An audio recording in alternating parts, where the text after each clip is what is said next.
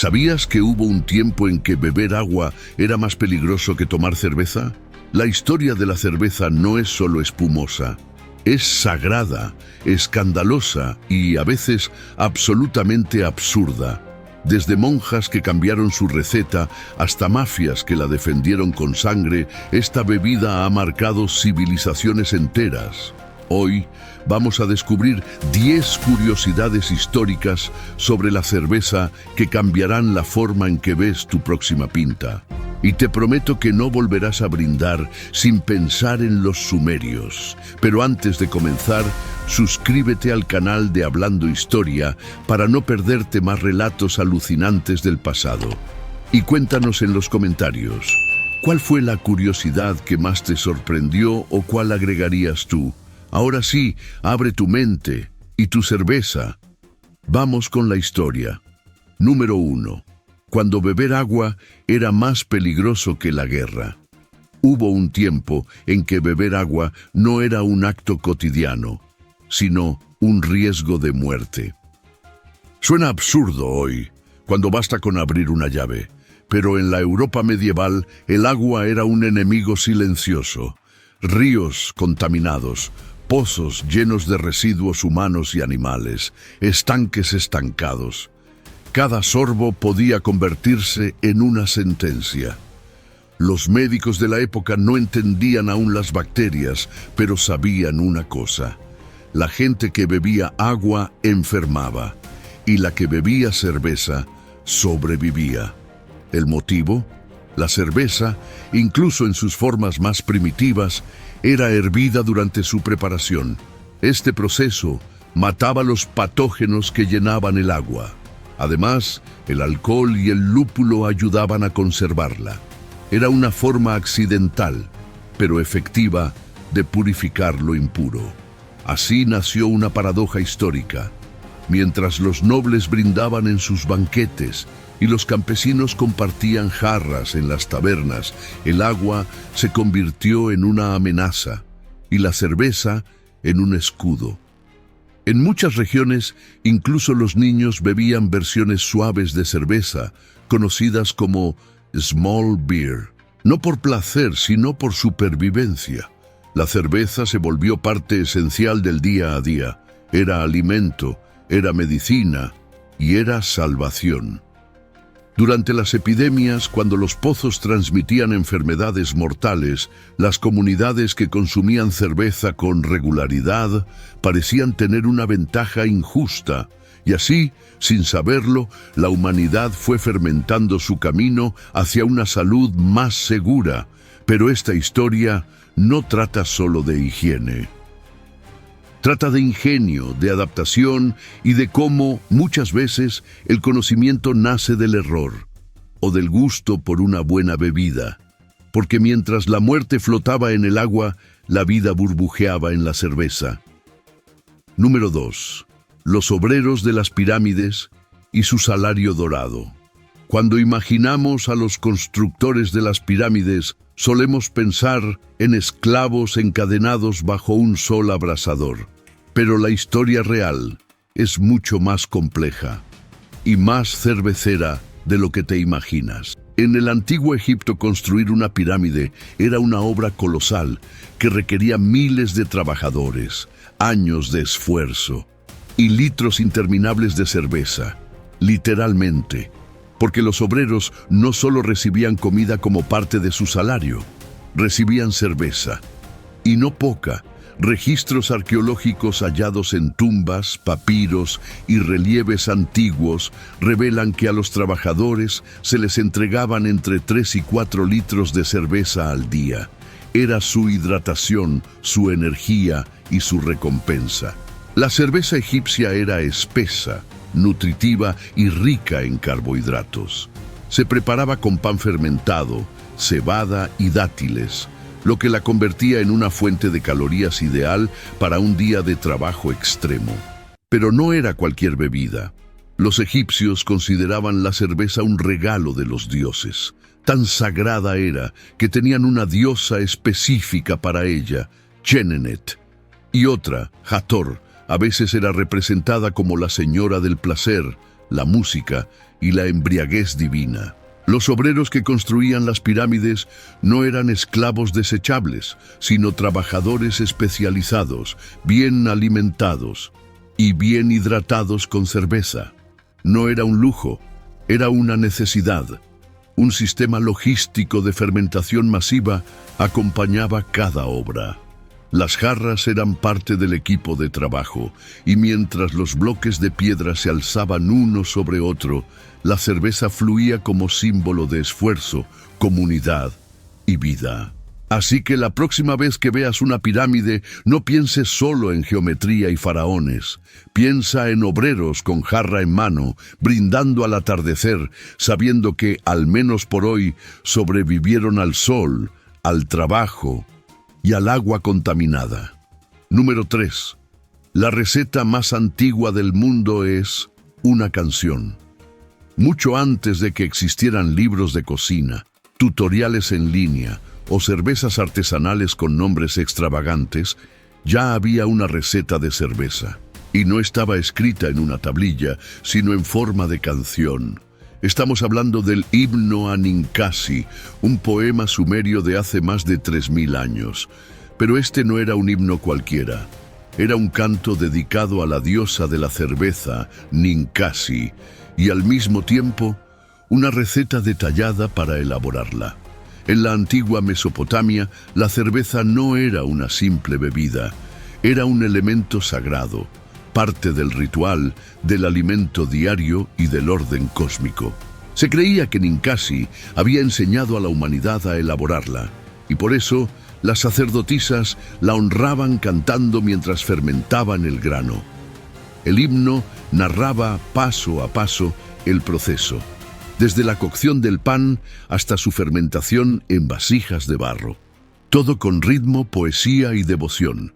Esta canción no solo enseñaba, también protegía el conocimiento, en una época donde leer y escribir era privilegio de pocos. Lo fascinante es que el himno a Ninkasi no fue hallado en un templo ni en un archivo imperial, sino en una tablilla de arcilla común, escrita en cuneiforme.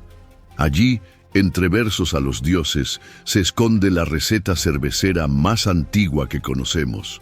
Un testimonio de que, incluso en los albores de la civilización, los seres humanos ya estaban obsesionados con perfeccionar esta bebida. Mientras el mundo se dividía en imperios y guerras, los sumerios cantaban a su diosa y fermentaban el alma de su cultura. Una canción que hoy podemos leer, cantar o incluso seguir paso a paso si te atreves a preparar cerveza como lo hacían hace 4000 años. Número 4. El día que una monja salvó la cerveza con flores amargas.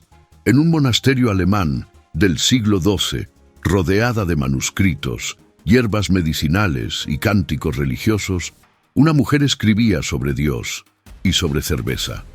Su nombre era Hildegarda de Bingen, y aunque la historia la recuerda como santa y mística, el mundo cervecero la debería venerar como revolucionaria. Hasta ese momento, la cerveza era una mezcla inestable.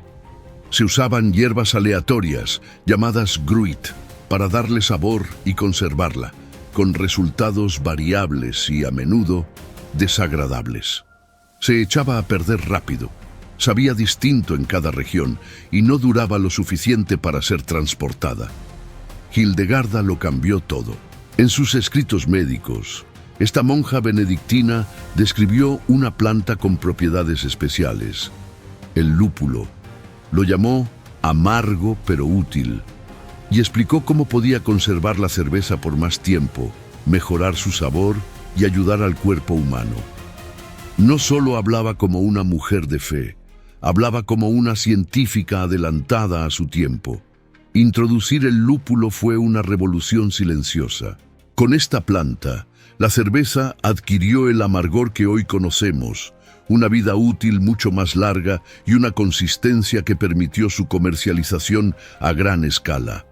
Lo que antes era una bebida local, pasó a ser un producto universal. Hildegarda no se detuvo ahí. Escribió sobre astronomía, medicina, sexualidad femenina, teología Pero en medio de todo eso, dejó una huella imborrable en el mundo de la fermentación.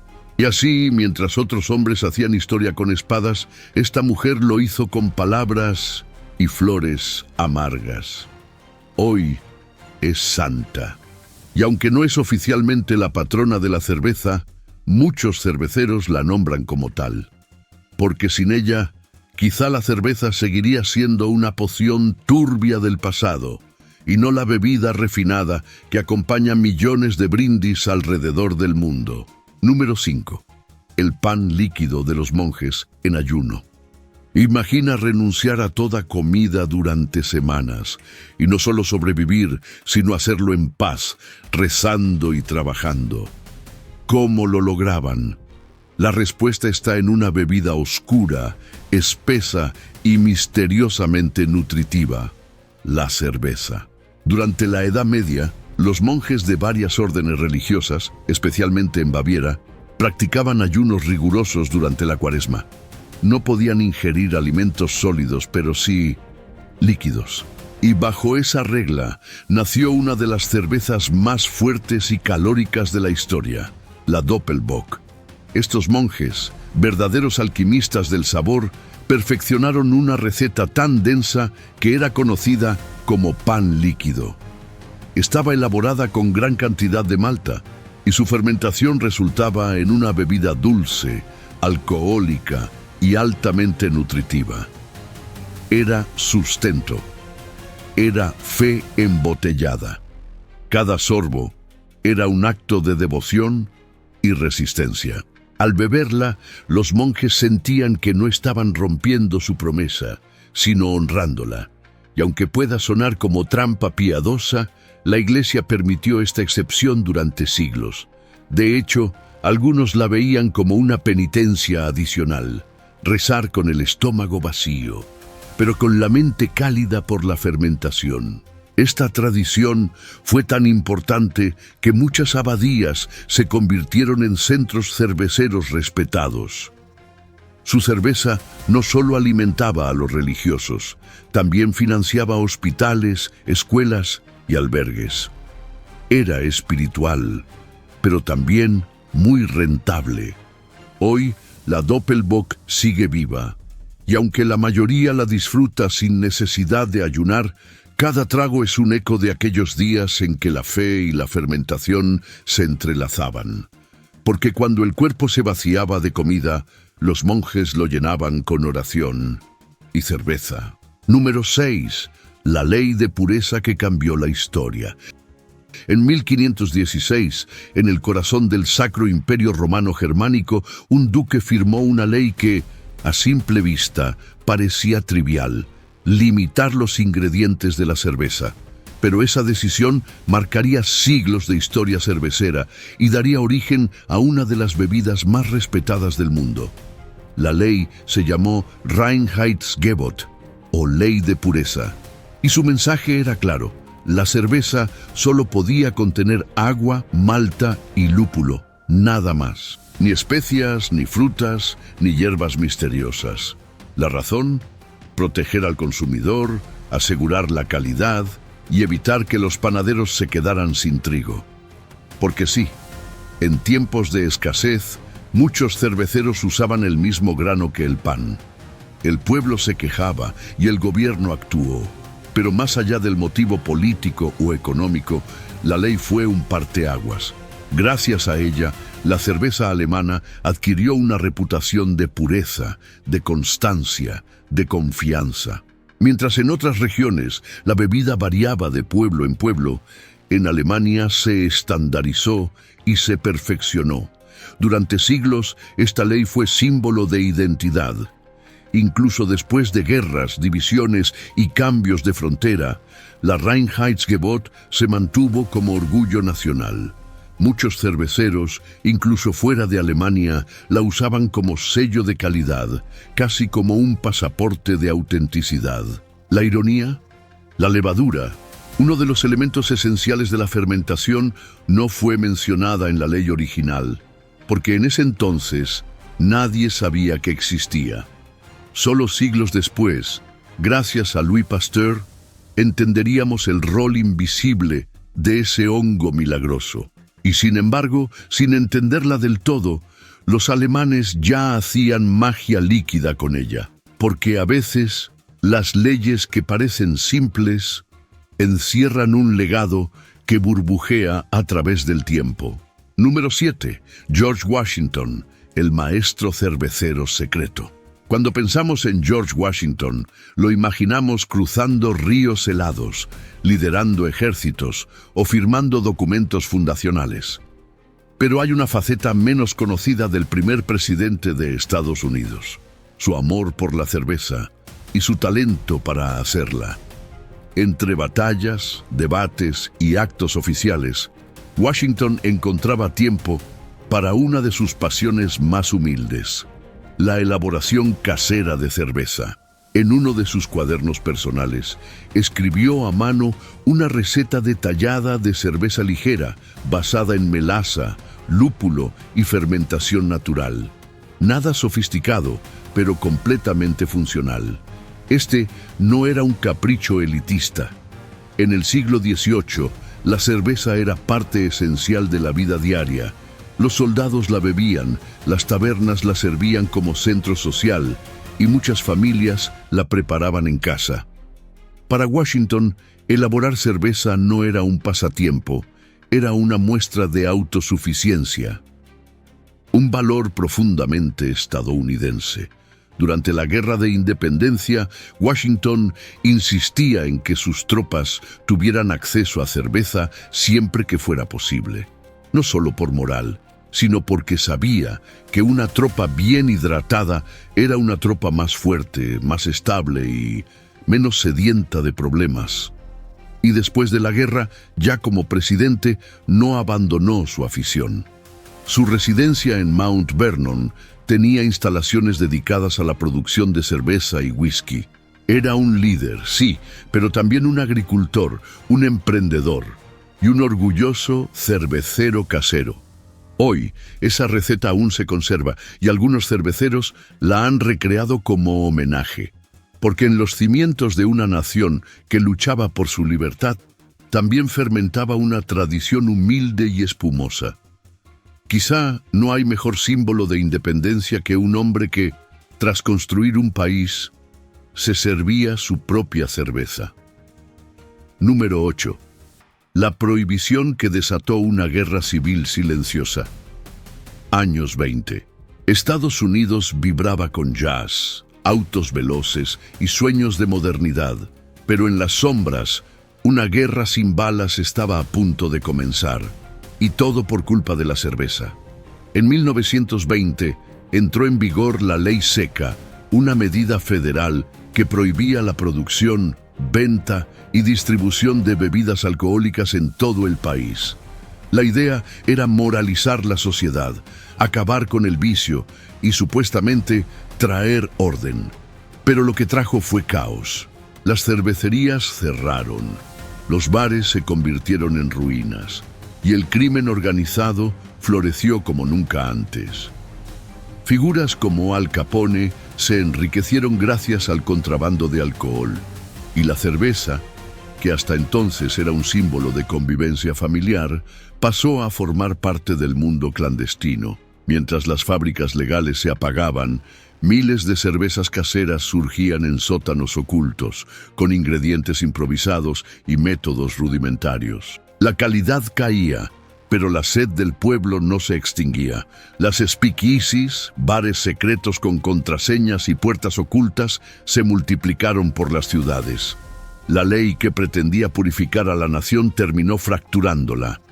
Policías corruptos, mafias armadas, protestas sociales y un pueblo que, lejos de volverse sobrio, aprendió a rebelarse con un vaso en la mano. Después de más de una década de violencia silenciosa, hipocresía política y negocios sucios, la Ley Seca fue finalmente derogada en 1933. Y cuando eso ocurrió, el país celebró como si hubiera ganado una guerra. La cerveza volvió, con espuma, con orgullo y con una advertencia: prohibir una tradición profundamente humana no apaga la sed, solo la traslada a la oscuridad, porque a veces Un brindis puede ser más fuerte que una bala.